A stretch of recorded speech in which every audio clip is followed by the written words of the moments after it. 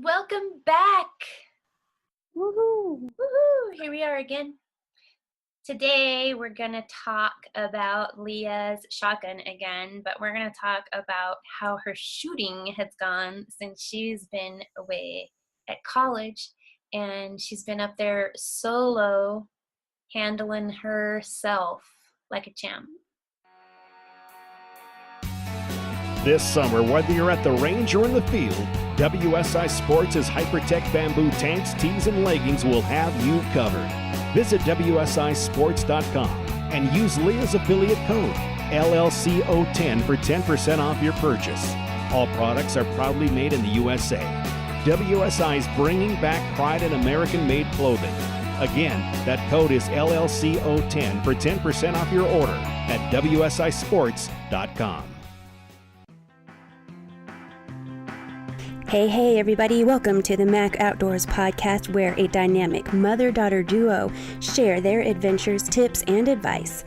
I am Mia, and I'll be accompanied by the one and only daughter, Lea. It is time to get to outdoors, hunt, shoot, and spend time with family and friends. Let's get this show on the road. Yeah. How many competitions have you shot so far? Your third one will be tomorrow. Yeah. Or day after. Sunday. Third one, day after tomorrow. So, how has it been going to a new place and signing up and registering on your own? I was kind of scared at first to do it all on my own. I know I've done the registering and everything on my own before, but the fact of showing up by myself, getting ready by myself, I didn't have any friends there shooting with me. Usually I know the shooters out there also because I shoot at the local competitions and stuff like that. But being so far from home and all these new people, it's actually been really cool. I was worried at first, but everyone's been really friendly and helpful and welcoming. I know there are a few that haven't been very welcoming, but overall it's been a really great experience. Yeah, and we'll talk about those few that weren't so welcoming. But first, I want to talk to you about your first match that you went to. Tell everybody you're shooting ATA shoots. And ATA, yes. Is that American Trap Association? Is that what that is? Amateur Trap Association. Yes. Okay, Amateur Trap Association. So you headed up there. You drove past some fires, and actually, one of our friends here from Pagosa was up there fighting fires. And I know you guys didn't get to see each other because you were competing and he was fighting fires. But you went up there and registered and signed up on your own. And how did your first shoot go?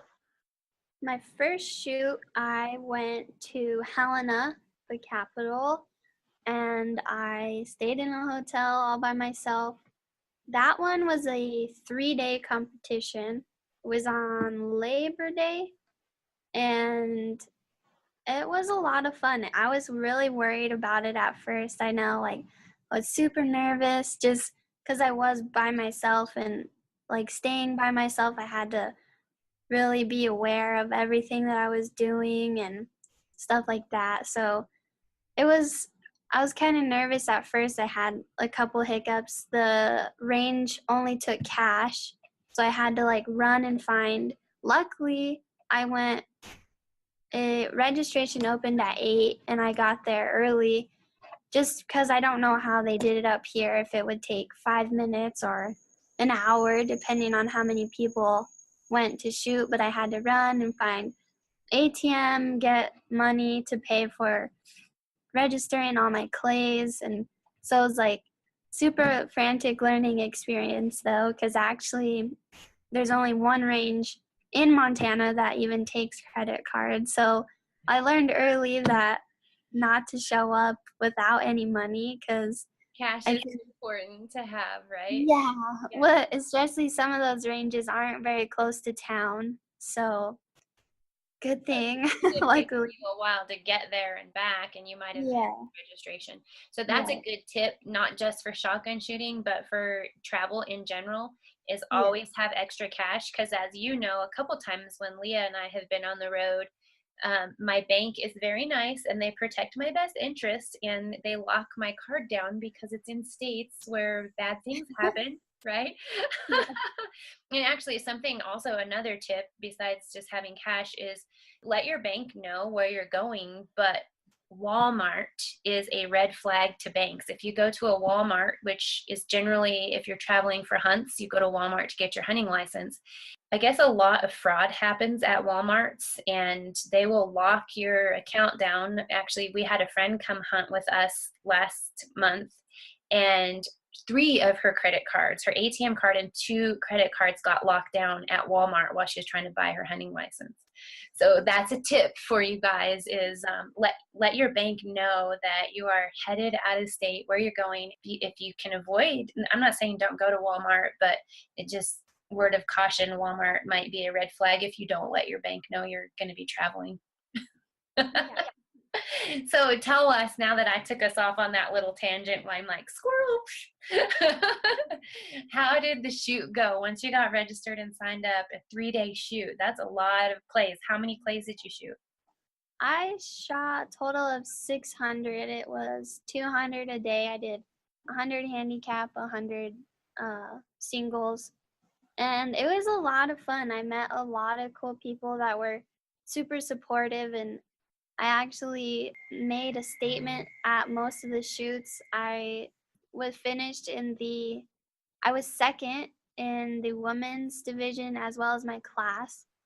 And And and actually, we were pretty excited because you were first. I was first. He was going to get a first place. Yeah.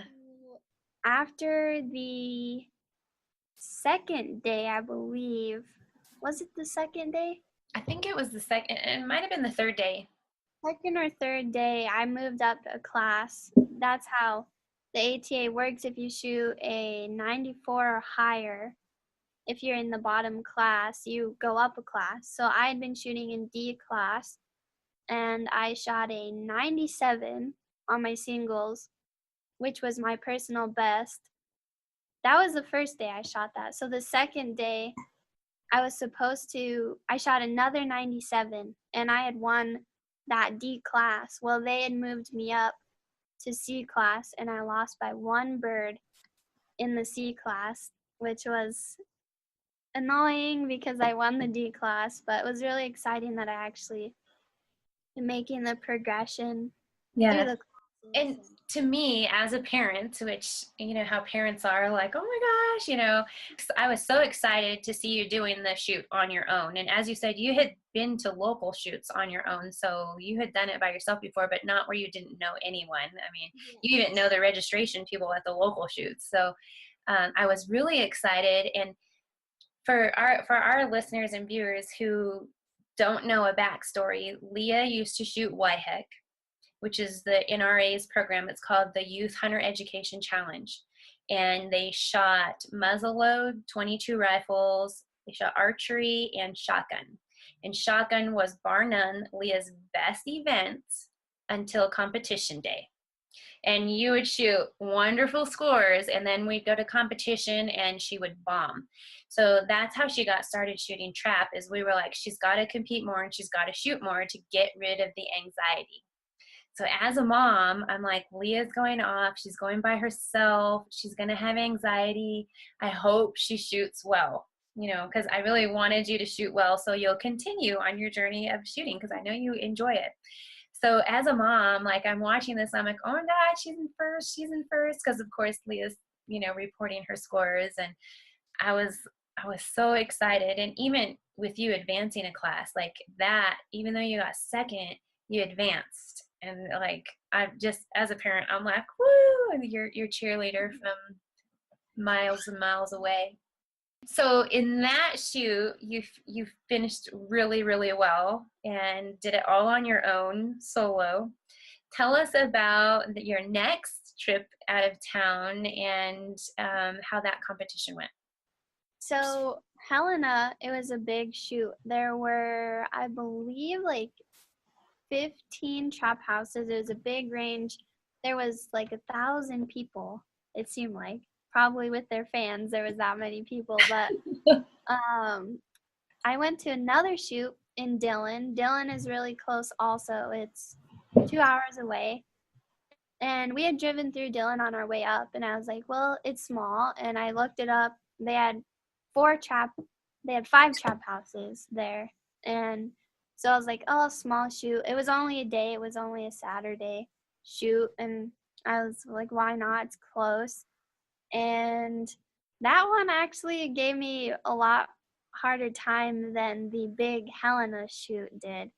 See, and I would So, think the opposite. I would think a smaller shoot would be more comfortable, like not overwhelming. yeah.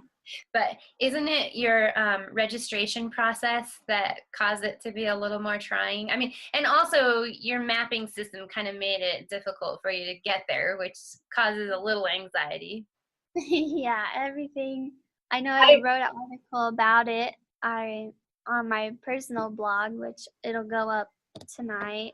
But the registration, I got pretty insulted by one of the gentlemen there. And so that kind of, I am someone that's very competitive, first of all. And then when someone says something like that to me, he Just says, tell everybody what the gentleman said. yes. So this gentleman, he's an older man, and he was doing the registration. He was filling out the paperwork, like my yardage as handicap and what class I am. Well, this was the weekend after Helena, so I hadn't had my scores updated on the computer yet.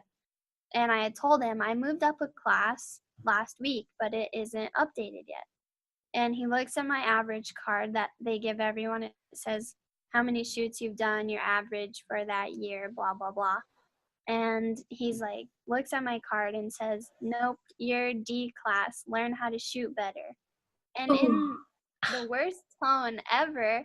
And I was just like, did this guy just say that to me? And before I could say anything, the guy behind me like bumps into me, like pushes me out of the way. And they were laughing at me. I was like the only girl there for like the whole morning. And I was like, this is ridiculous. I don't even So that competitive spirit came out, Yeah. and what did you do? Tell everybody what you Yeah, did. so we You ended up, survived heat stroke and recovered and managed to get back and shooting, and tell us all about that. so I got a heat stroke. I had shot all my singles. I finished with a 94, which wasn't great, but it got me the win, so I'm happy with that. And I got heat stroke the last round of my handicap. I couldn't finish. I passed out walking off the trap range. Luckily, the And people thankfully, somebody safely got you off the line, Yeah. right? And handled your gun and like made sure no incidents occurred. So that's good. I was glad there was a couple sitting on the benches watching us shoot, and they ran to me is all I remember. These people coming, and they took care of my gun and made sure they bought me lunch, made sure I ate and everything, and got water and took care of me. And then the team actually contested to have me finish my last round. I had shot the first 2 shots of the 25 before I left the line, and so they let me, after I felt better, shoot my last 23, and I actually finished with the 23, which I was pretty happy about Yeah. considering everything that had just went on. Because, I mean, did that make you a little anxious also, or like embarrassed, or to have that happen and to be not feeling well and not have your family there? I mean, because I felt bad being, like I said, miles and miles away. Like there was nothing I could do. Did that cause anxiety, like having these problems while you're there? Yeah, it was actually like I was really scared because I didn't know what to do. Everyone's like, well, you're from here, right? Can you just stay with someone? Like, no, I'm not from here. I'm not even, don't have family near, like anywhere close, like in Dillon. And so it was like super scary, and especially because I didn't know anyone. If I would have had that happen in New Mexico, where I always shoot, I know plenty of people there that would help me, but Yeah. everyone was super nice and would check on me and asked if everything was okay, if I needed a ride somewhere, anything. They were super nice. And I actually stayed for the whole shoot. Usually I leave after doubles, but I stayed the whole time just to recover as much as I could before I drove back. Make sure you were feeling well. And so, I mean, from that, you obviously learned some things, and you already knew that you needed to eat and stay hydrated, but what were some things that, like, what are you going to keep in your range bag for next time to help prevent that from happening again?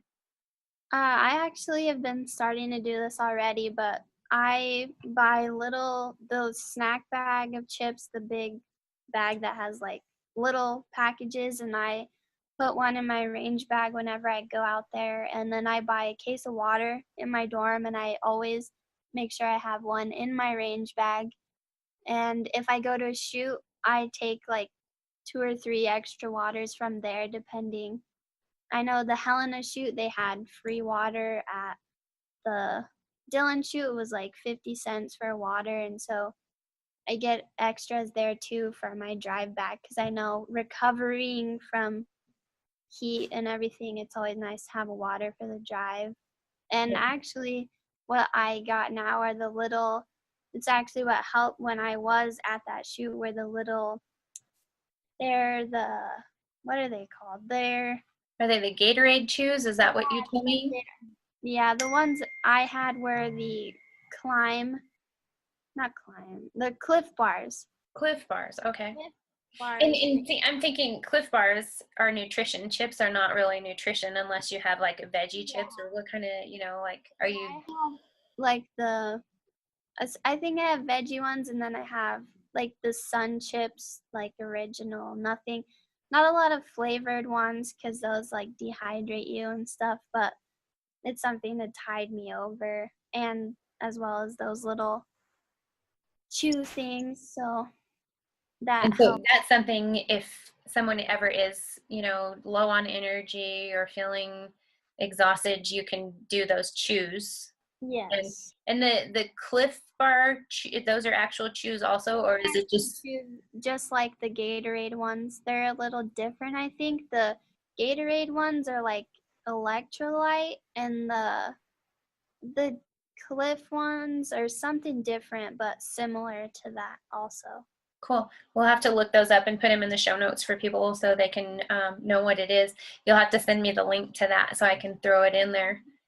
Something that I would like to actually throw out there that you know that I use is Wilderness Athletes Hydrate. I use that a lot, and that's just a powder that you put into your water bottle, and it replenishes your electrolytes and potassium and all of that. So that's something else that can help with dehydration and heat. And also shade, which at that shoot, how well did you do? That shoot, I actually won the ladies division, as well as this. I actually shot in D class on that shoot, just because my scores weren't updated in ATA, so technically I was still in D class, but I would have won C class as well as I looked, so I feel a double win for that one. So Yeah. I didn't bring home a lot of money from it, but I had been talking to my mom about buying a lawn chair, and I actually won one. She won a chair. And so now you have a place to rest when you're hot, and then we'll have to send you some shade to attach to it so you can have some shade. And yeah, a big sombrero we'll send you. You already have a big sombrero. You can just wear that. Yeah. That Dylan shoot, I think the funnest part about that was where their range looks out. There is a big field that this little farmer guy, you can see his little house down the road, but there were deer that fed out in this field all day long. So you guys are shooting at the deer. And so, yeah, I'm like, from the trap house, there's deer just right out there. And so it's so distracting. So I was pretty proud that I actually got through that whole shoot with how distracted I was with deer out there. I even got my little binos out. I have little vortex little ones that I carry in my truck, and I would look at them when we weren't shooting, and there's a few little bugs out there and stuff, but I get distracted by that. Oh, that's awesome. Super awesome. I'm really glad you survived, and congratulations on winning first place. First place. So ×3, you won first place. Yeah. And that's pretty darn good for being out there all by yourself. And I hope that you'll do pretty well this weekend as well. Another thing, I'm actually doing the fall league up here in Missoula, which is super crazy compared to where I used to shoot. They have 37 teams in this league, and it's so much different than the league that I shot before, because we would shoot singles and then a handicap as a round, whereas here you only shoot a round of singles for 10 weeks, I guess.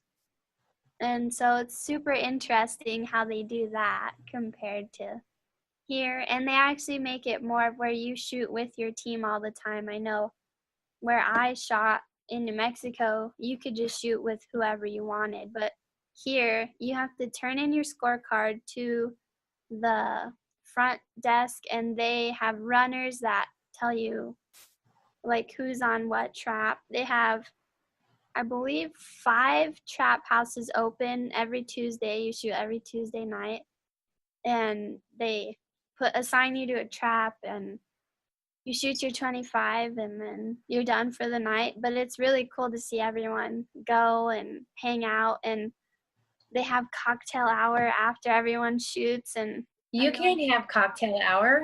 College kids cannot have cocktails. I leave at cocktail hour, but I guys in there after they're done. They have a big clubhouse and everything, and everyone there is really friendly. So that's nice too. That's nice too. And you know, the good news is what I'm really happy, and I'm very proud that you are doing all this stuff on your own solo, and that you're sticking it out up there, and also that you're still shooting. Like, that is super cool, because I know a lot of people, when they go to college, they don't get to shoot anymore. So I'm pretty impressed, and I'm glad that you're doing as well as you are. Yeah, and I actually reached out to the people at the trap club before I went, just to introduce myself before, and that actually helped me a lot with getting into this league, because I told the guy who I was, what I wanted to do, and he got me through the loophole of getting onto a team, because they only restrict it to so many teams. And sadly, I can't find very many people that want to shoot from the school, because I did try to make a team. I'm in the process of trying to get Scholastic shooting up here. You're going to have to update us on the Scholastic, and let us know how that goes. It's a process, but I've heard of another girl trying to get it done up here too, but I haven't met her yet. So it's all kinds of stuff going on with that, but hopefully by next year we can get something. Awesome. Awesome. If any of our listeners have any tips for Lea on getting a team going, then let us know. Message us and on our email. It's in the show notes, or else just reach out to us on social media, Lea Leggett or Lea Huntress and Mia Anstein. Those links are also in the show notes, but let us know if you have any tips. And if you have any shout outs for us, let us know. Make sure and subscribe before the show is over so that you get future episodes. More Montana crazy stories. Yes, we'll share more stories. And so for now, I'm going to have to sign off for the night and let you go do whatever college kids do. Study. That's what you're going to do. Go study.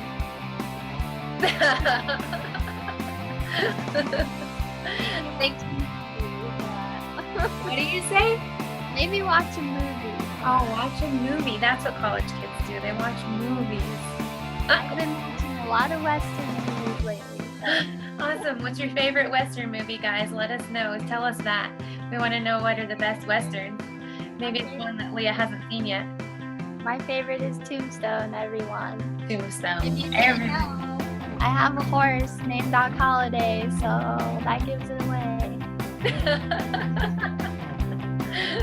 It sure does. All right. Well, we'll talk to you guys next week. Thanks for tuning in.